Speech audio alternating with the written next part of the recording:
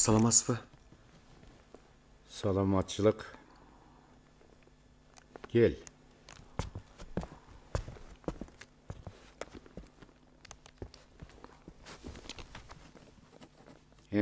Сүйлөй отур. Атым Алыкул. Фамилиям Осмонов. Анан бала күндөн ыр жазып жүрдүм элем. Өзүм бул Токмокто балдар үйүндө чоңойгом. Бу жардам бере турган жекче атарың барбы? Бу Каракодо жекче ат эжелерим бар экен. Анан жакында барып келсем деп ойлогом. Анан сизге могу ырларымды көрсөтөйүн деп келгем.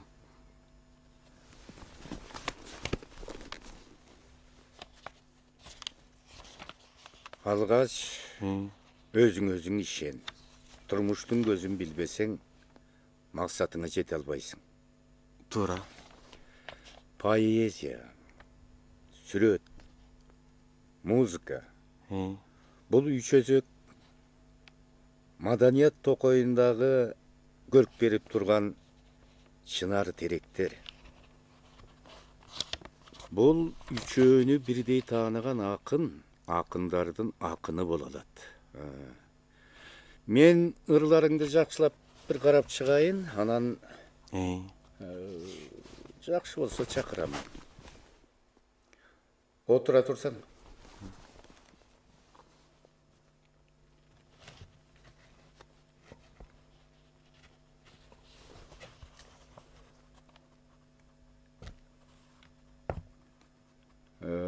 Атың? Алыкул. Алыкул. Талантың бар экен. Баракелде. Талант тапташ керек. Таптап өстүрүш керек. Багыш керек. Сен мага бир айдан кийин келип кеткин. Макулбу?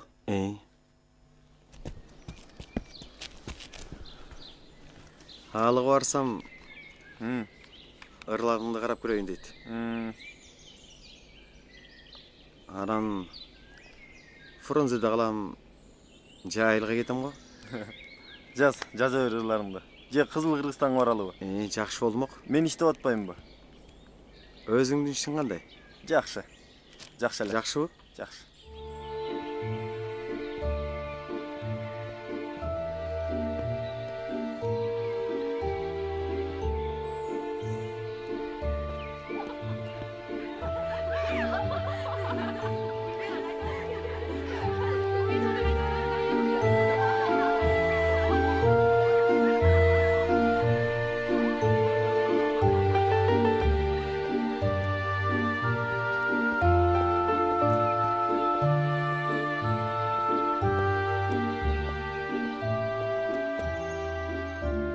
Ал материалдар бир жумадан кийин басмаканадан чыгат.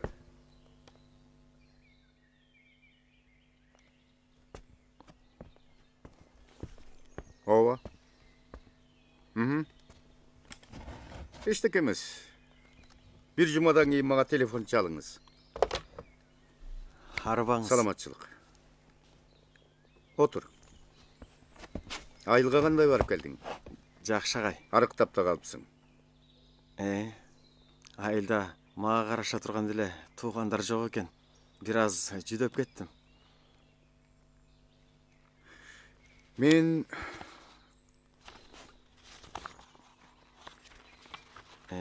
ырларыңды окуп чыктым. Кемчиликтер өтө көп. Мындай ырлар менен жакшы акын боло албайсың.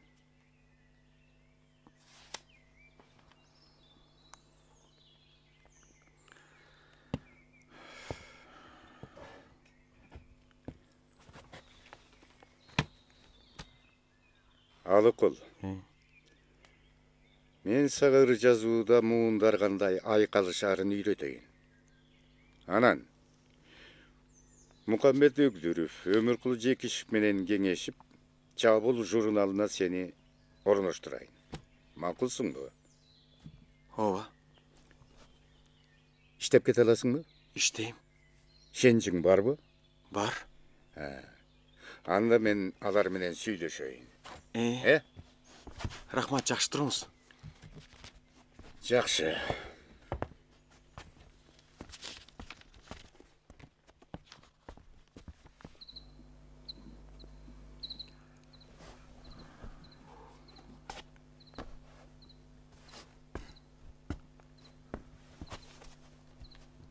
Халыкиге бардым.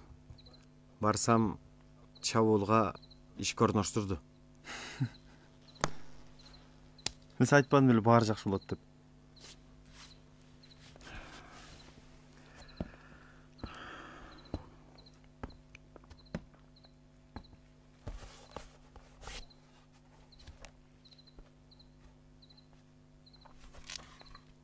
Баса педтехникумдун алдынан өтүп баратып Айдайды көрдүм.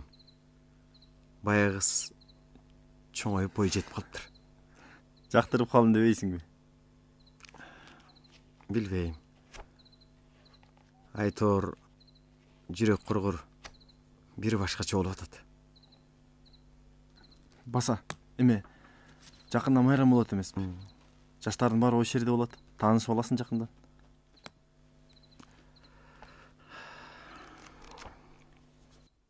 Жолдоштор, жумушта кек сактоо, таш боордук, көрө албастык, сабырсыздык, ушундай оорулар менен кошо улутчулдук оорусу болбош керек. Адабият менен маданияты ар бир үйгө жеткирели. Коммунисттик партиянын милдеттерин аткаралы. Элибизге чын дилден, ак тилден кызмат кылалы. Көркөм адабияттын эң улуу милдети биринчиден бул адамдардын ой пикириндеги терс калдыктарын, саркындыларын тазалап, жаңы доордун жаңы идеясын элге жайылтуу. Ошондой эле советтик адамдар бүгүнкү күнү бири-бирине ак тилден жардам кылуу бул закондуу иш. Мына өзүңөр көрүп турасыңар, жазуучулар союзу жаңыдан ачылып, бардыгыбыз азыр жалондуу ишке киришип отурган кез. Андыктан совет доорубуздун чындыгын туура көрсөткөн көркөм жактан жогору чыгармалар керек. Совет адабияты элибиздин көңүлүн көтөрүп, эмгекке, күрөшкө шыктандыруу керек.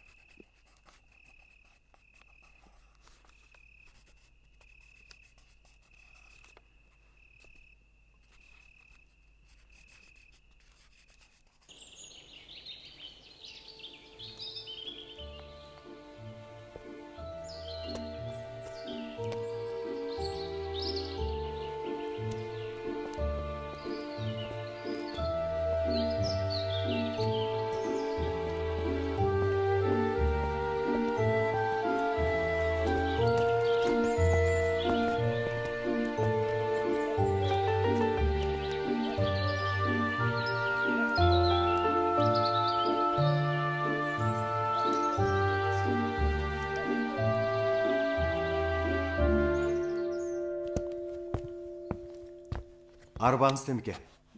Тбилисиге кандай барып келдиңиз? Жакшы. Жакшы барып келдиңизби? Жакшы. Темке, бу Шото Русавилинин жолборс терисин жамган баатырын ала келгендирсиз. Ала келбей анан. Темке, инилик иретинде суранайын дедим элем. Көптөн бери таба албай жүрдүм эле, которуп күчүмдү сынап көрсөм дегем. Бара келди. Котором десең кош колдоп жардам берем. Бу жаманагыңдан бир жакшы белек болсун сага. Мына. Рахмат эмке. Иниңизге баа жеткис чоң белек болду. Эч нерсе эмес. Ийгилик каалайм. Баракелде.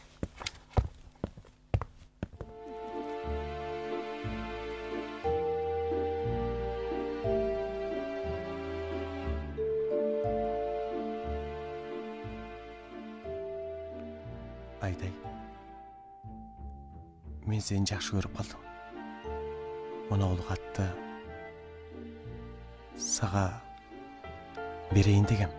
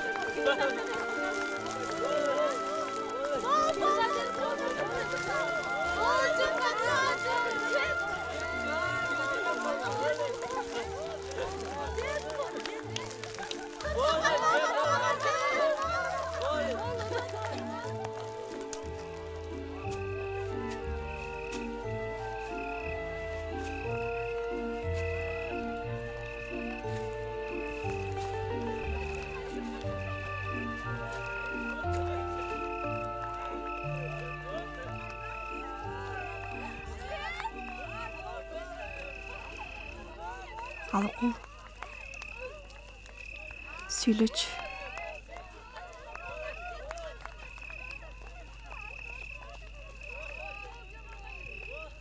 Эмнени сүйлөрүмдү да билбейм. Анан кантип ырларга сөз таап жүрөсүң? Билбейм.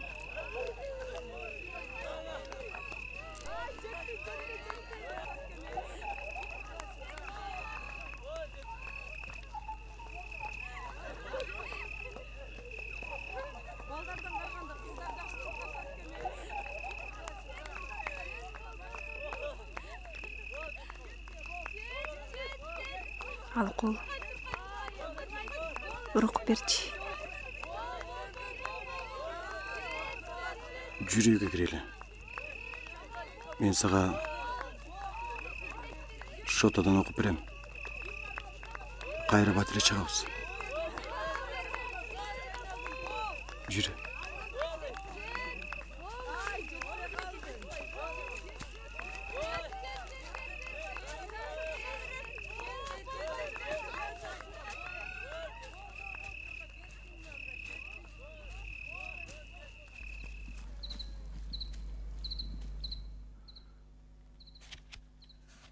Шотаны которсун дейм.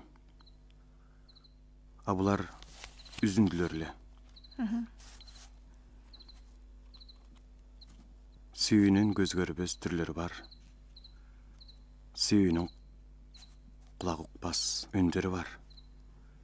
Сүйүүнүн кыш болсо да жайдан жыргал үзүлбөс баш кадамга гүлдөрү бар.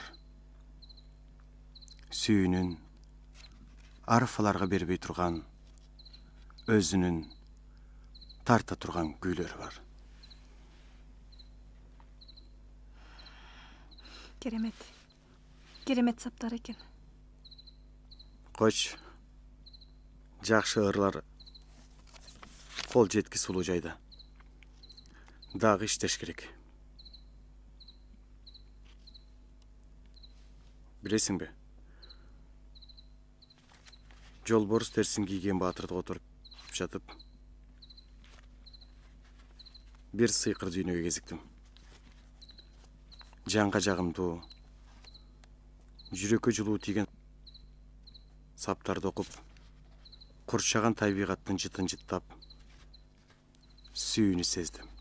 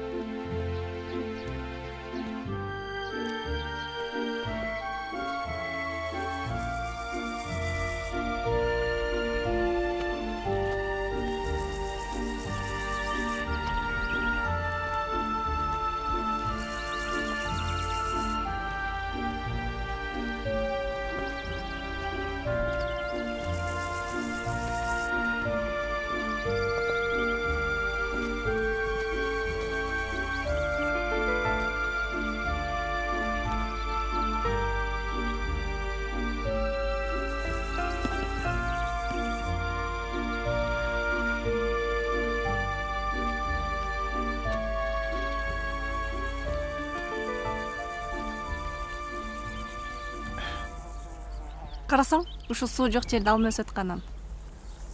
Чарчадыңбы? Бир аз узун жолду кыскартып урукуп берчи. Эк чиркин, биздин күндөр кандай таттуу, бүгүндөн эртеңкиси рахаттуу. Табият жананын музыкасы күн санап, кандай сулуу, кандай шаттуу. Алыкул, сен ушундай ырларды көп жазасыңбы? Жазарын жазам. Бирок башкаларды жазууну каалабайм. Башкаларда жазууну каалоо. Демек жакшы ыр жазуубу? Жок. Өзүмдү таануу. Кантип? Өзүмдү издеп. Кайдан? Айдайдан.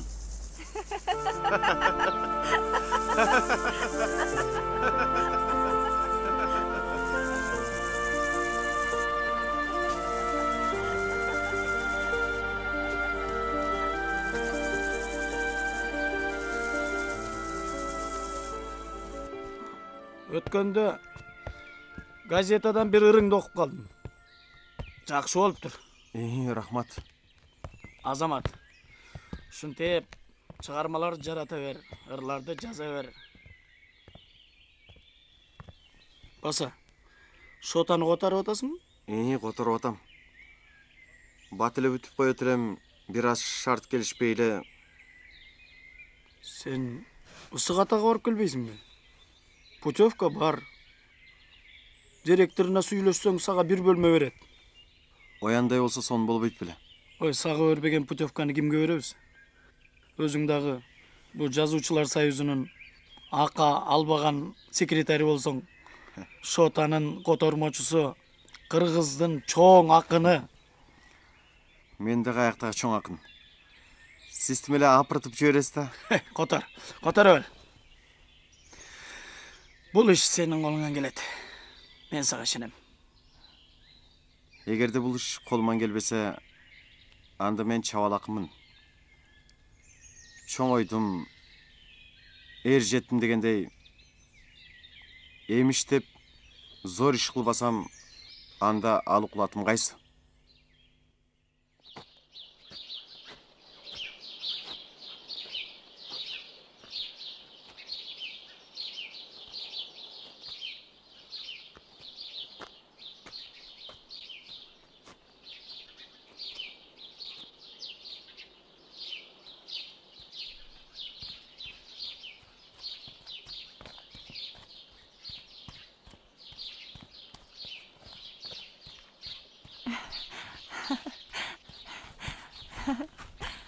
Апау. Бөлек кеттің далайым десін. Қызым, Оу. кел мында отырчу. Жанағы саға келген бала қайсы бала әле? Бир акын бала. Маңдайы жарық, иманы ысық көрінеді. Мага кат жазып жүрөт. Жакшы бала. Бұға чейін өзіңді жақшы эле билип келдің. Эми чоңойдуң, бойго жеттің. Қызға 40 үйдөн тыйы деген бар. Кыз денеси билет балам.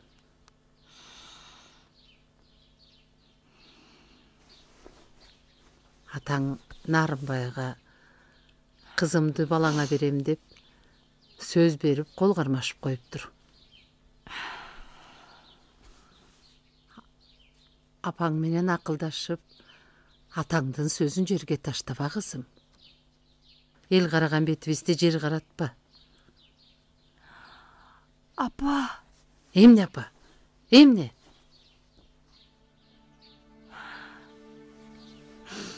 Эмне үчүн? Эмне үчүн кыздар өз каалаганын теңи боло алышпайт? Токточу. Экинчи мындай сөзүңдү укпайын.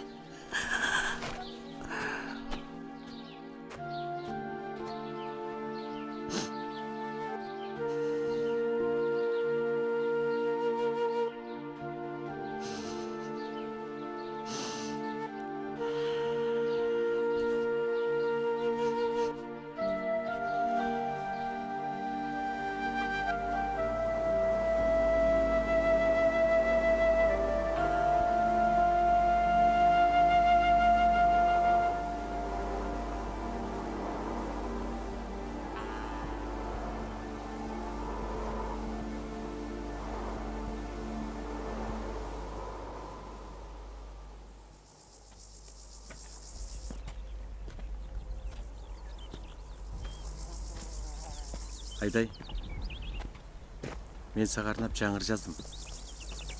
Ашыктык адамды акында кылып жиберет экен. Тос бетиңди сулуу айга сен да сулуу болоорсуң. Ушул түндө бизге күлбө айдай сулуу болоорсуң. Аз күн болду, курбум билет санаам такыр өзгөрдү. Жеге черте сундум колду алуу кайда көктөгө. Жактыбы сага? Билесиң балык.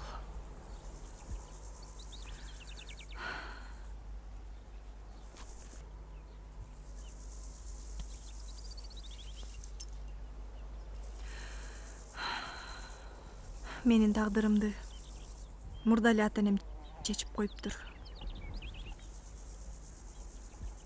Ата энемди кыя албайм. Биз түбөлүк боло албайбыз. Биз жөнөкөй жакшы адамдар менен көп эле жолу кездешебиз. Бирок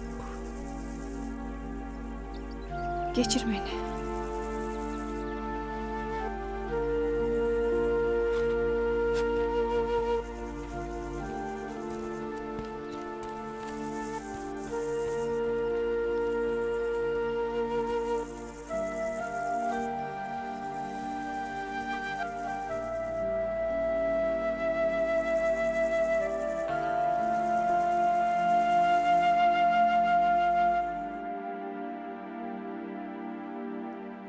Ай күлсө, асмандагы топ жылдыздар алыстан, эң алыстан жымыңдашар.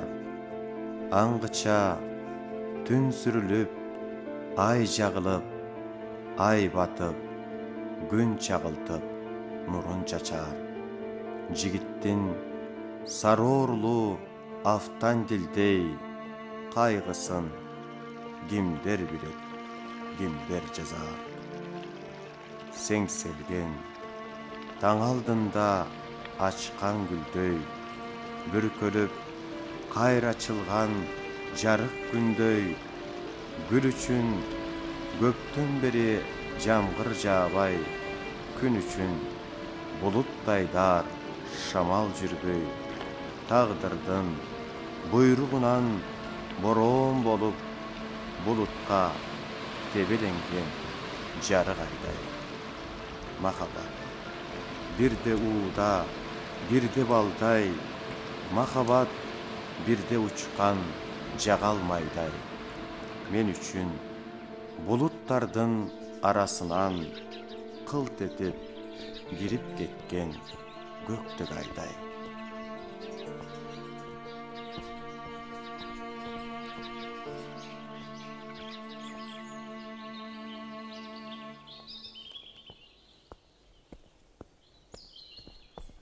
Алыкул! Алыкул! Саламатсызбы? Саламатсыз Балыкул. Саламатчылык? Менин атым Рита. Мен сиздин ырларыңызды окугам. Менин курбум. Менин курбумдун аты Зейнеп. Мен азыр келем.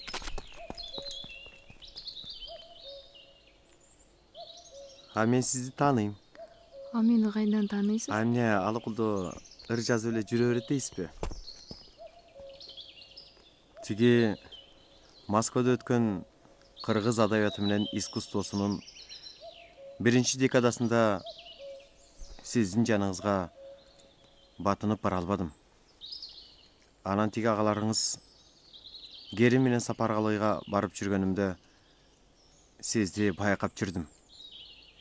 Анан тиги Дзержинский багында секеле кезиңизде муз тээп ойноп жүргөнүңүздө сизди көп көрдүм. Амага сизди ырларыңыз тааныштырган. Анан эми сиз менен сүйлөшөйүн дегеним мага турмушка чыгууга кандай карайсыз? Эмне дейсиз?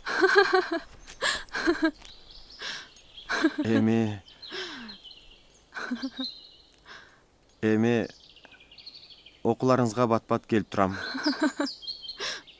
Ой! Кечиресиз. Жүрсөң Зейнеп, бир нерсе айтып берем. Саламатсыздарбы? Жазуучулар союзунун кезектеги чогулушун ачык деп жарыялайм. Протокол жазып туруңуз. Алыкул Осмонов, СССР жазуучулар союзунун мүчөсү. СССР жогорку президиумунун 1939 жылдын 31 январындагы указы менен эмгек кызыл туу ордени менен сыйланды.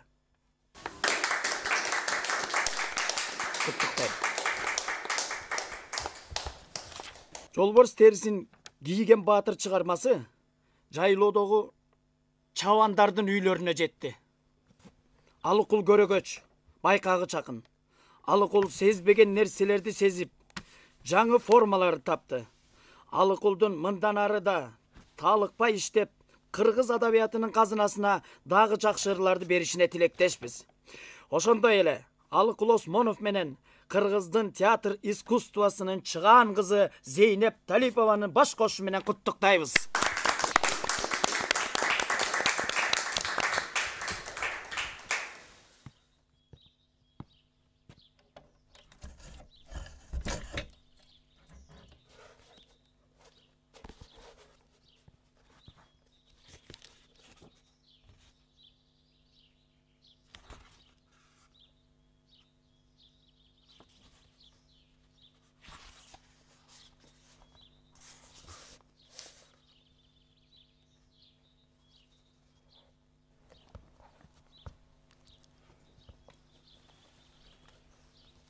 Зейнеп.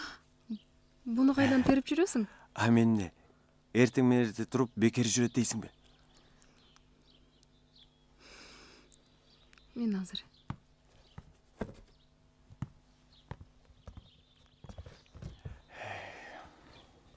Эртең менен эрте туруп таңкы булбулдун үнү уккан кандай сонун. Зейнеп, бак аралап жүрө олтуруп талааларга бардым. Гүл дегенди айтпа, толтура. Чиркин. адамдарга табияттын адамзатка берген береги эсепсиз тура. Тамагың ичесиңби? Табитим жок. Бир аздан кийин.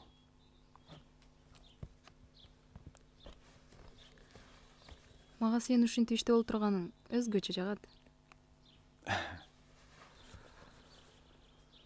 Мен ыр жазбасам эч нерсеге канаттанбайм. Билем. Менден да ырыңды жакшы көрөсүң го. Евгений Онегин. Вильям Шекспир 12-түн. Качан которуп бүтөсүң? Аз калды жаным, аз калды. Баса. Кудай буйруса, театрда коюлуп калышы мүмкүн. Анда мага көңүл бурбай калат турбайсыңбы? Эмне үчүн? Мен аны тез эле которуп бүтөм. Чиркейин. Эгерде колдон келсе, адамзаттын бүтүндөй акыл эс байлыгы болгон улуу чыгармаларда кыргызча сүйлөтсөң гана. Кыргызча.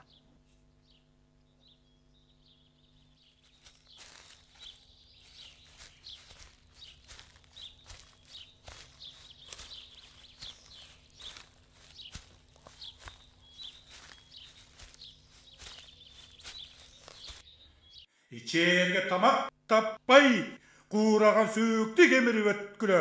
Омин, Аллаху акбар. Кабылайын атеке. Айтып капагыла көрмө. Көңүлүң бизди сүйбөсүн, бирок тилиң тийбесин. Тилим жылан болуп, экөөңдү чаксын. Антипеңиз ата. Антпеңиз.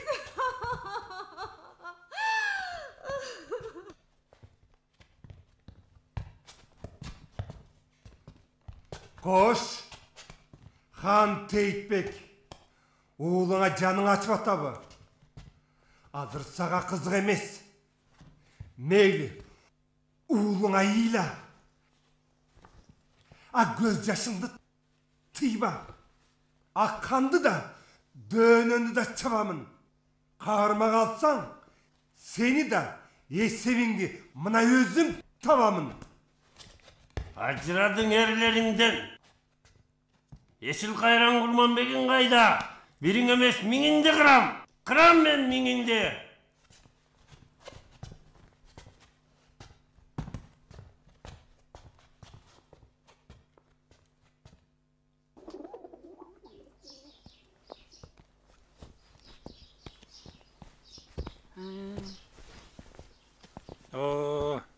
Салам алейкум. Ассалаумалейкум уке. Саламатсызбы? Амансызбы? Жакшысыңбы? Ден Жакшы соолук жакшыбы?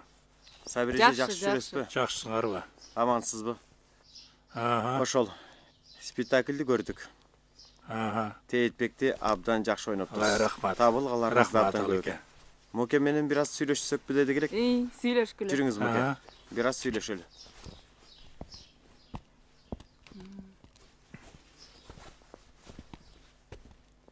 Я Сакиш, алыкул сизге аттеланы которуп берем дейт. Анан? Аны сизден бөлөк эч ким ойнай албайт дейт да. Я Сакиш, аттелосы эмнеси?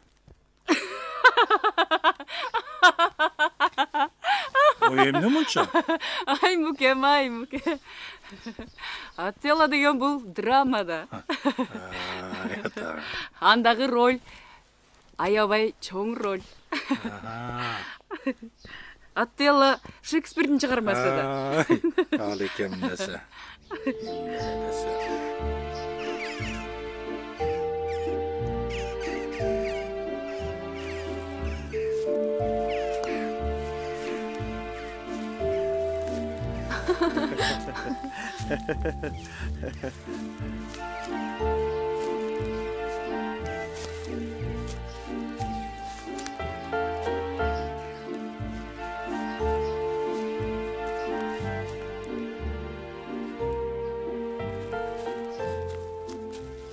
Мен сенин жолборс терисин жаманган баатырыңды таң атканча токтобой окуп чыкпадымбы? Сен аны жатка билесиңби? Мен аны бүтүндөй жатка билем. Айтып берсең? Ким сүйсө ыйлай берсин зарлай. Зарлоого жыргал бар башык жардай. Муңканып, жалгыздыкта куурал тартып, эңгиреп, элден безген бечарадай. Өзүнчө жарын эстеп күйө берсин, бирок да көп ичинде сыр чыгарбай. Токточу. Сен менден мурда сүйдүң беле? Ооба, Кимди? Айдайды. Ошондой де. Сүйүү отуна күйгөн жаркының кайда азыр? Башка турмушка чыккан. Жолугуп да жүрөрсүң. Ал каза болгон. Койчу, качан? Төрөттөн кийин каза таптыр. Төрөгөн нарцисс дагы чарчап калыптыр.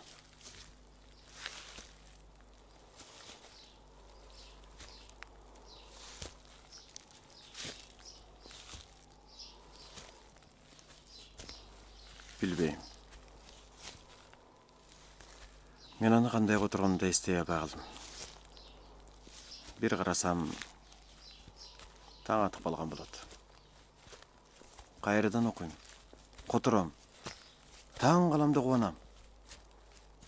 Бирок ал Шотанын дастанын окубай калды.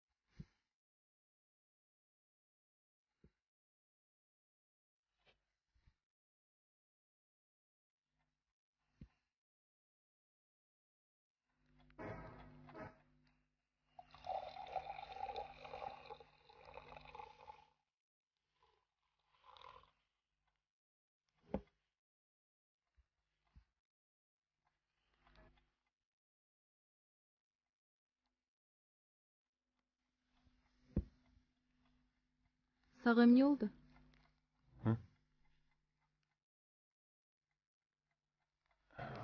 Эч нерсе.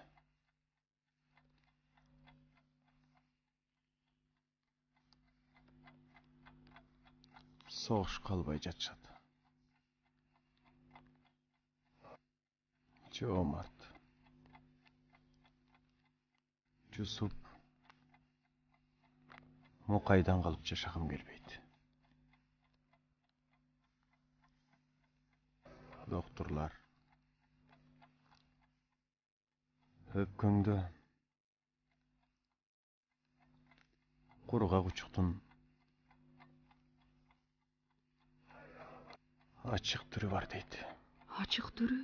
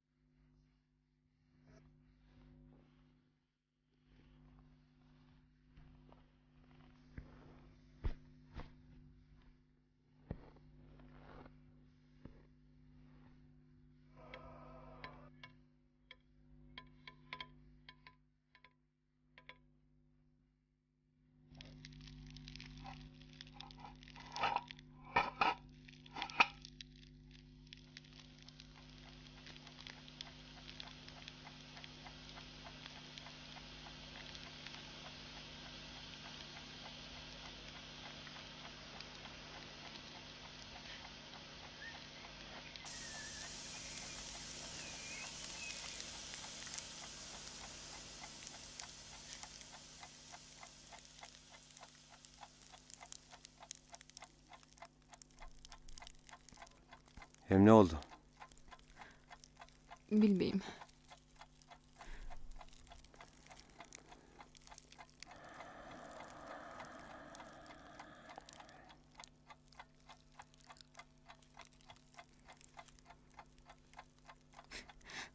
Sen özgürdün.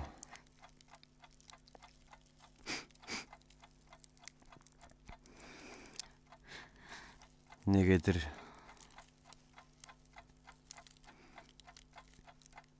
Салқын тартып бара жатқандайсың.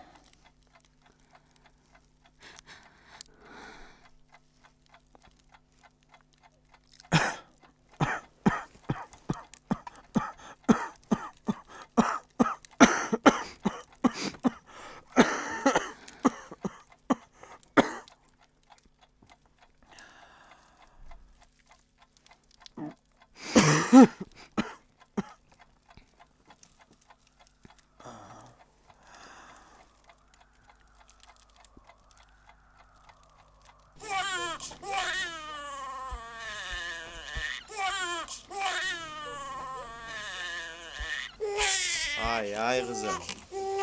Ay kızı, ay kızı. Bol, oy.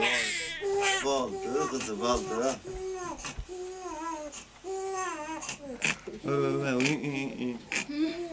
Ay.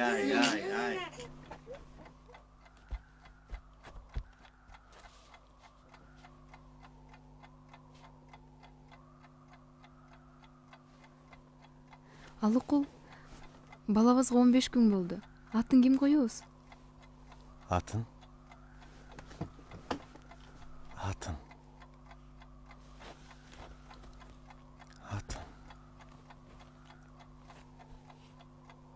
Ay.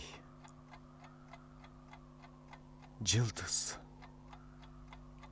Жаандан кийинки теребел. Аңкыган теребел. Чыпар. Алыкул, балан дем чыкпай жатат. Балабыз апаратат. Zeynep. Жок.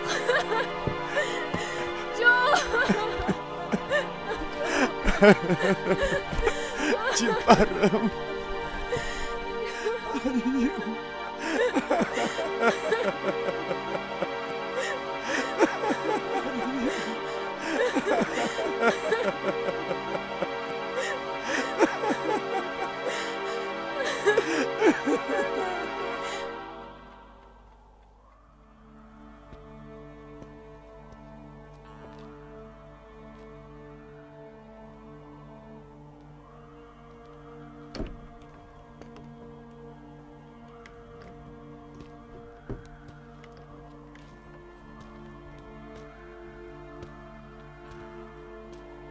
Eң жаш калып, эсте калбай атыне кайнап бышып, далай кыйын кездерге Balban turmuş tübü kalın bolsa da gerek şerin jara teyip girerde doğruyu basıp tosup çıkıp yolumdan burayı karmap mayıştırıp oğumdan jaş ömürde жаңы böbek görördü taş boğur ajal tartıp gitti kolumdan öldü böbek jürgün kanı toktogon bir jılt etip öçkön çırak okşogon uçsuz жердin bir uçkunu ketken jok beti jogay Cer uyalbaydı ошондон кетти бөбөк жана гана бар болгон жарыктанып жаңы гана ойгонгон түпсүз көрдүң карыш бурчу кеткен жок ары жогай өр уялбайт ошондон бар болса экен картайганда көргөнү соо болса экен жаштын жаңы жөлөгө өмүр болсун эртеңкиге тобокел өлбөсө экен башкалардын бөбөгү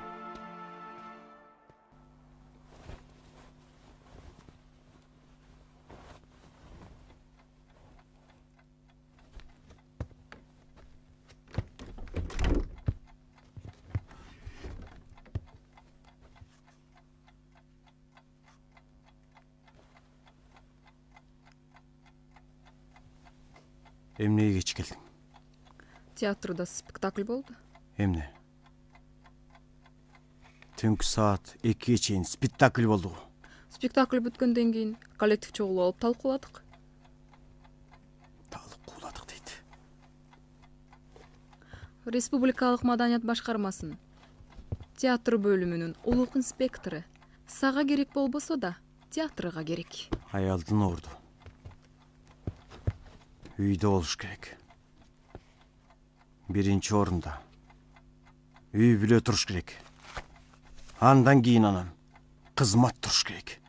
А мен көр тирликтен чийинен чыга албаган аялдардан эмесмин. Менин өмүрүмдө биринчи орунда кызмат турат.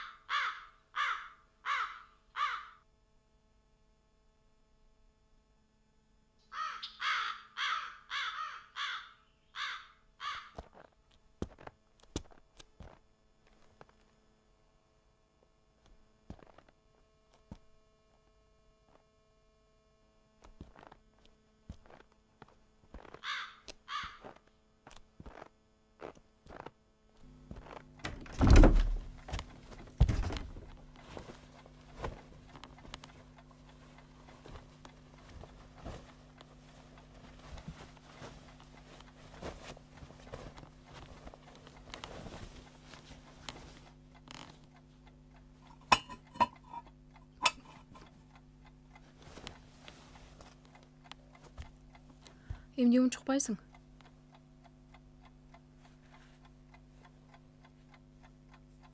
Жок. Мындай жашоо болбойт. Мен кетем.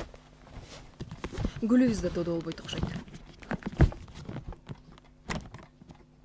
Түндө кайка барасың? Эшик суук. Эч нерсе эмес. Талаада калбайм. Үйдүн ичи эшиктен да суук. Сейнеп. Сен экөөбүздүн тагдырыбыз эки башка экенин кийин түшүндүм. Аның рас. Экөөбүз жаңылыш үйлөнгөнбүз. Ошондойду. Сен кийинки күндөрү өзгөрүлүп кеттиң. Сен дагы өзгөрүлдүң. Сени менен жашоо кандай кыйын, кандай оор. Сезимди тумчулатып жибересиң го сен деген. Мен түшүнгөн эмес экенсиң да. Мейли. Наристебиз жипар чарчабаганда дагы. Ортобуз мынчалык суубайт эле. Мынчалык бири-бирибизге суук селки көрүнбөйт элек. Айтор. Сен эмне эле өзүңчө эле күңкүлдөп жатасың?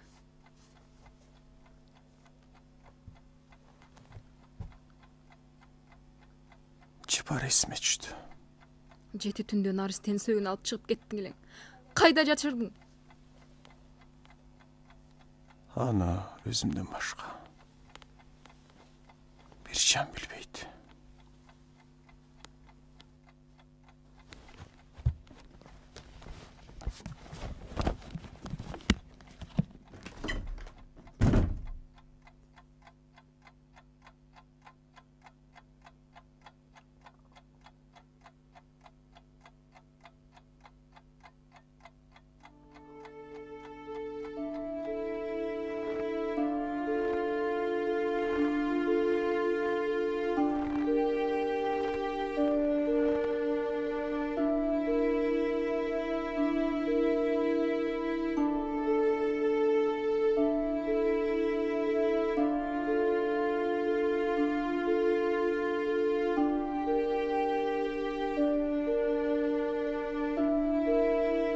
Ысык көл, сен ырыскым, сен жыргалым, ырыма өзүң болдуң дем кылганым.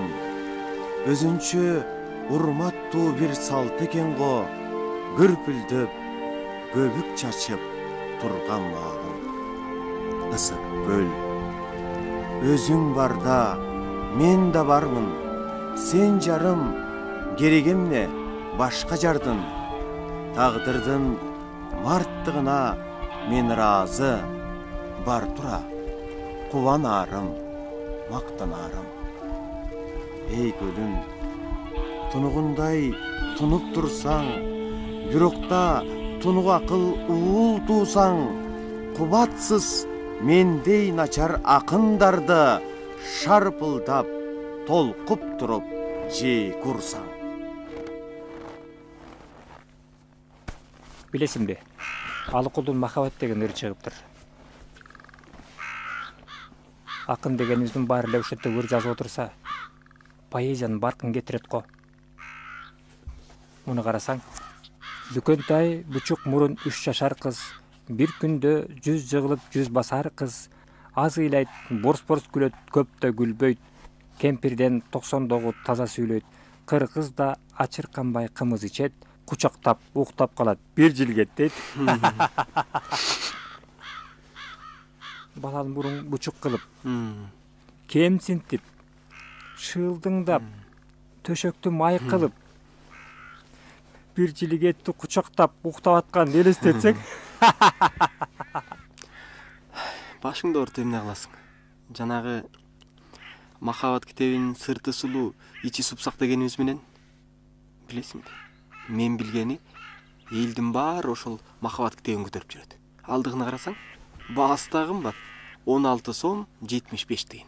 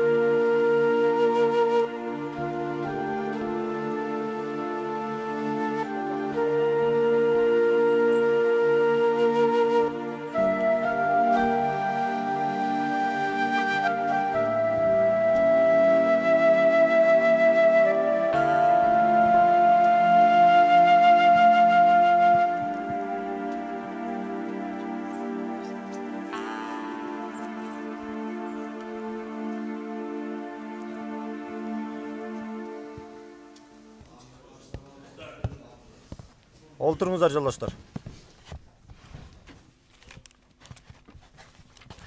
Саламатсыздарбы? Урматтуу жолдоштор, бүгүн биз сын маселеси туурасында маселе талкуулайбыз. Марксисттик сындын үлгүсү болгон Ждановдун докладынан кийин кыргыз адабиятындагы сын басма сөз жүзүндө болсун, ооз эки жүзүндө болсун, бир топ жандана баштады. Бирок тиешелүү даражага көтөрүлө элек. Буга кийинки кездерде басмага чыккан сын макалалар далил боло алат. Биз Алыкул Осмоновдун чыгармасы жөнүндө чыккан макалаларды карап көрөлү. Темиркул Үмөталиев Алыкулдун чыгармасынан эч кандай жаман жерин көрбөй, же көргүсү келбей мактоорун ырдайт.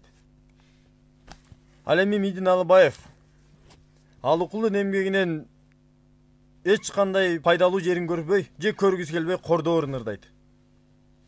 Үчүнчү чындык табылабы? Жолдош акын жазуучулар.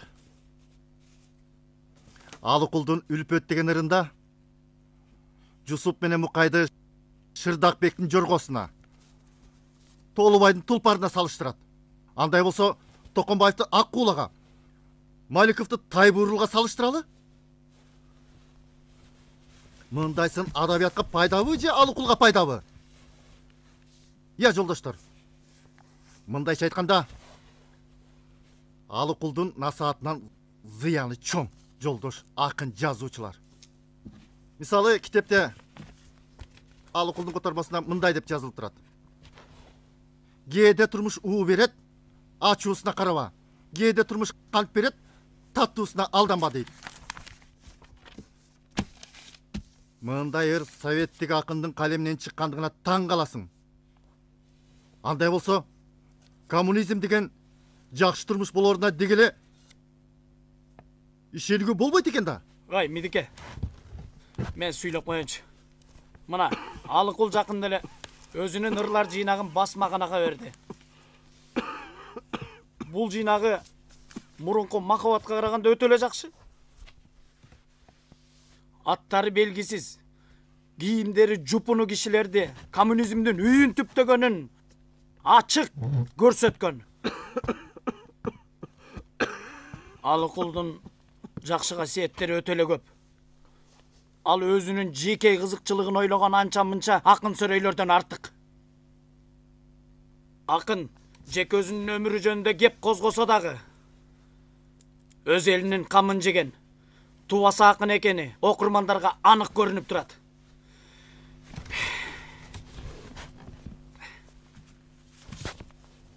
Демеке,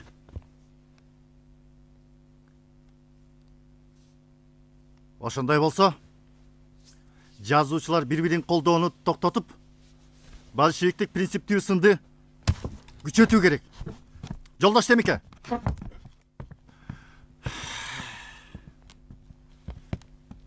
Ошентип коомдук турмуштан четтеп, өзүнчө күңкүлдөгөн жагым сойлордон мына ушундай ырлар келип чыгып отурат.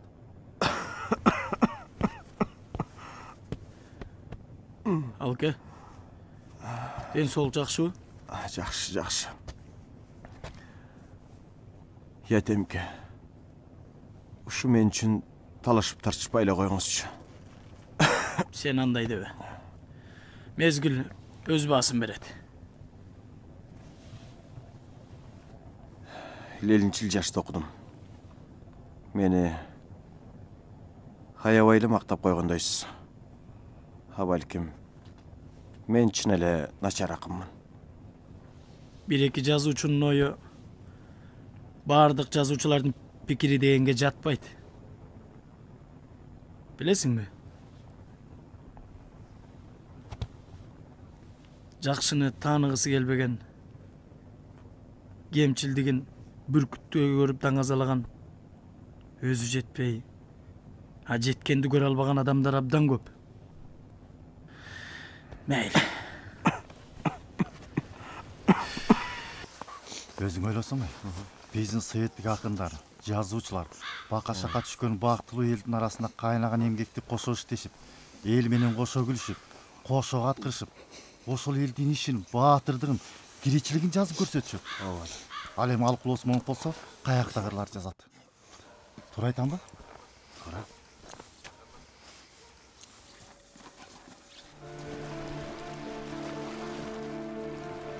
Жаш белем, тентек белем, ысык көлүм, ойноткон толкунуна казырдөгүн, жаз күнү күн батаарда карап турсаң, уялчак кызды өпкөндөй сергийт көңүлүм. Шок белем, ойнок белем, ысык көлүм, кубанган, кубалаткан өзүн, кечинде жалгыз келип карап турсаң, jutkандай жайлоо желин сергийт көңүлүм. Жараган күлүк окшоп көп жол басып, бүркүттөй нечем бийик зоолор ашып, кымыздай чөйчөгүнөн сапырылып, жаштыктай гүр шарт этет көбүк чачып. Ысык көл, кээде жымжырт, кээде толкун, толкуса толкунуна тең ортокмун, турмушта канча жолдош күтсөм дагы, бир сырдуу мындай жолдош күткөн жокмун. Ысык көл, кээде тынчта, кээде толкун, жар куруп, жаркылдаткан жаштык отун, турмушта канча курдаш күтсөм дагы, бир кыял мындай курдаш күткөн жокмун. Бас бери, жакындап ал кишинин жанына. Рас өмүр, кандай кыска, кандай аз, тагдыр ошол өлчөмүнөн көп кылбас. Бирок чиркин аздыгына мейлеле, анын октой тездигине кататпаш. Кечи гана тигил кырда жок эле, кайдан чыкты боз ат минген 30 жаш. Токто чөмүр, токтой тур, көзүң чуңкур, өңүң кансыз сары сур, тил албассың, жоголо бер кете бер, сенден күчтүү, сенден өжөр бул учур. Bir eki, bir eki, bir eki. Bir eki, bir eki, bir eki. Bir eki, bir eki, bir eki. Senin atın kim? Men Çımçık emesmin, men Dinaramın. Sen Dinar Çımçıksın. Kızık ekensiz, misli bilem. Koyçu, men Çiğirçikmін da. Жоқ, sen Alkulsun tigi ırjazgan. Çiğirçiktağı ırdaşatta. Anda emes, men senin ırlarыңды үйрөнүп алгам. Kana, aytıp görçü. Эрте менен эрте туруп, таза аба желдеттим, таза аба таза жутуп, көгөлүмдү тектеттим. Ой Азамат. Азыр. Мен сага мындай карандаш берем. Алыкулдан сага белек болсун. Муну менен сен болсо үйгө барганда сүрөт тартасың, макулбу? Рахмат. Барем, бара кой. Bir eki, bir eki, bir eki, bir eki, bir eki, bir eki, bir eki.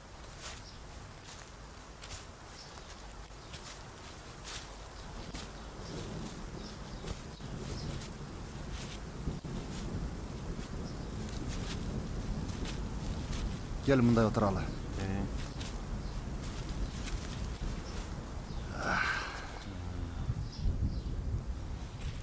Каналыкул. Bu göl taraftan Armıncık артына келдиң бе? Көпкө жаттың го? Жүктү айтпа. Көл жөнүндөгү ырлардан башка Евгений Айниги менен Ателланы бүтүп кайттым. Мунун чоң эрдик. Шекспир менен Пушкинге анча-мынча акындын күчү жетпейт. Буга акындын акыны гана кол салат. Мактайчу дагы. Эме мактоого татыктуусуң да. Таттуусуңар, ачуусуңар сулуулар, алдайсыңар, бизди опоңой кургурлар. Канча болсо сенин жибек көйнөгүң, дал ошончо жүрөгүңдө сүйүү бар. Бирок менин махаббатым бир гана, бирок ал жок. Эгер болсо ал гана мага шембе элес кылып бардыгын бөлүп жүрөм өзүң окшоп алдана. Сүйүү деген сүйүү эмес ээринден, сүйүү деген от чачышуу жүрөктөн, сүйүү деген сүйүү эмес бетиңден, сүйүү деген сүзүп өтүү деңизден.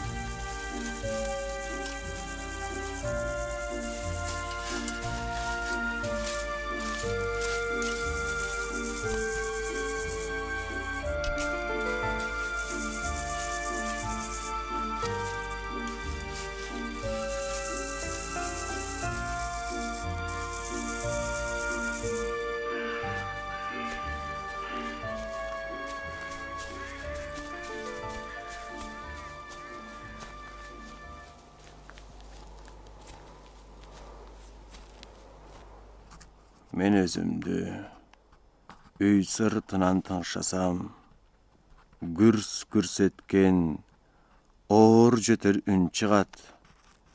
Бүткөн экен кайран өмүр, кайран жан деп, жалооруп көңүлүм шондо бир сынат.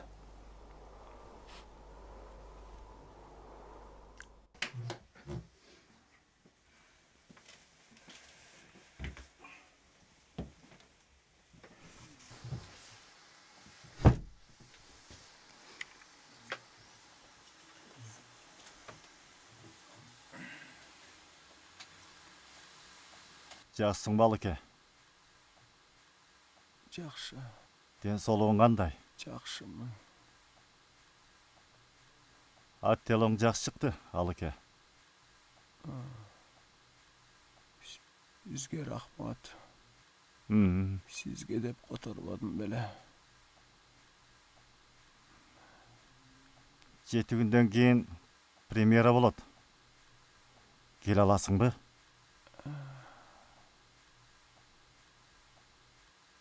Мен репетицияларды көрбөдүм беле. Сизге рахмат. Коллективге дагы разымын. Жакшы эмгек кылып турсуңар. Жакшы.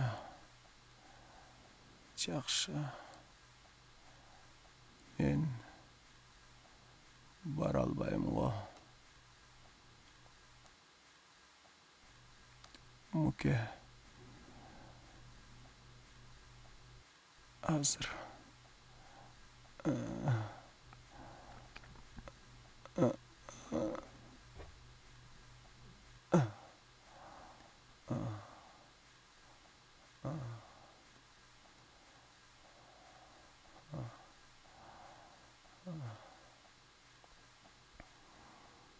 Menden sizge belek bolsun.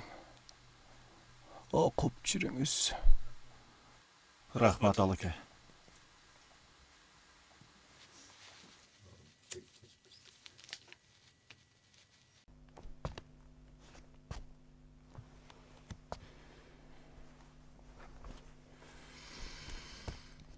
Bugün sensin bir Atello. Ооба, Дездомона. Жатсаңчы жаным, уктайлы. Уктар алдында Кудайга келме келтирдиң беле, Дездомона? Ооба, жыргалым, ооба. Эгер күнөөмдү кечире көр деген болсоң, кайрадан келме келтир. Эмне деген келет, Ателло? Тез келтир. Келме келтирбей өлсөң күнөө болор. Мен өлүмүмдү айтасыңбы? Ооба, сенин өлүмүңдү айтам. О Кудай, кечире көр. Чын дитим менен омин.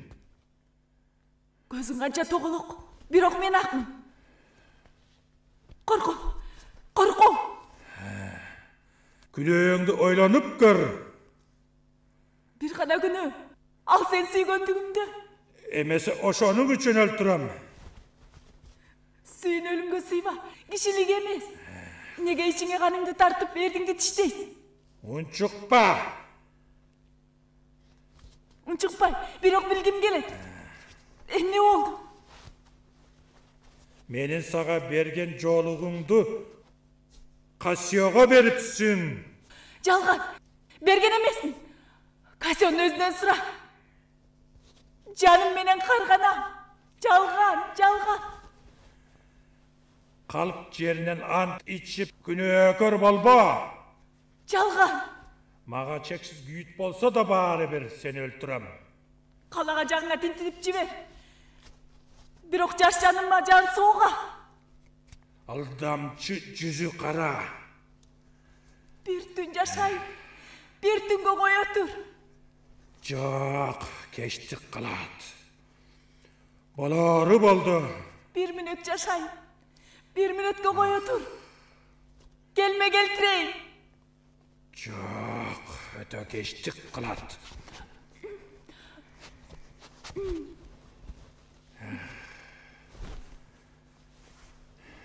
Seni көпкө кыйнабайм. Seni öp öldürem.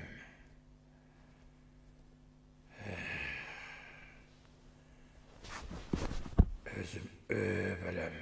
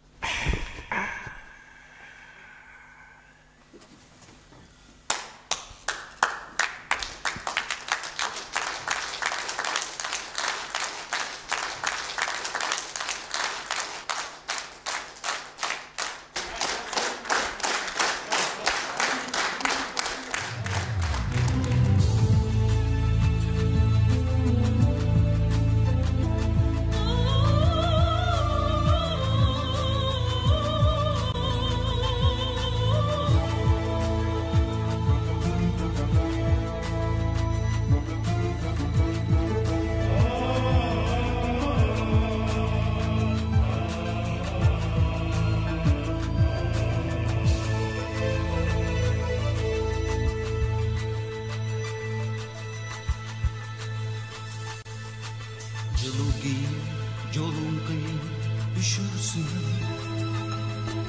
Kışta katı borulur kar olur. Soğuğun düz moynum alayın. Yol karayın toktoy turcu hatacı. Yol karayın toktoy turcu hatacı. Yazda başka celdi besin abayla.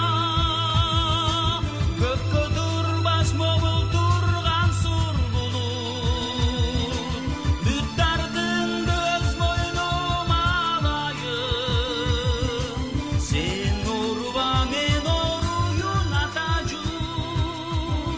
Sen orba men oruyun atacur. Sen orba men oruyun atacur.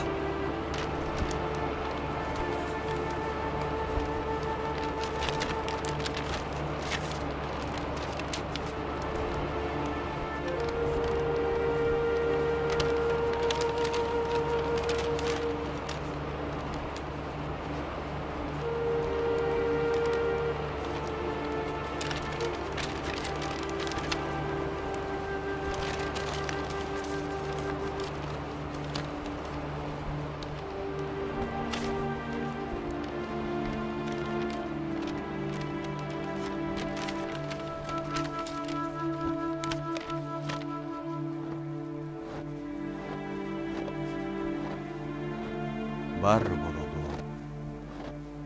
Түгөн бөйлü курдаштар. Узак болсун бул сапар.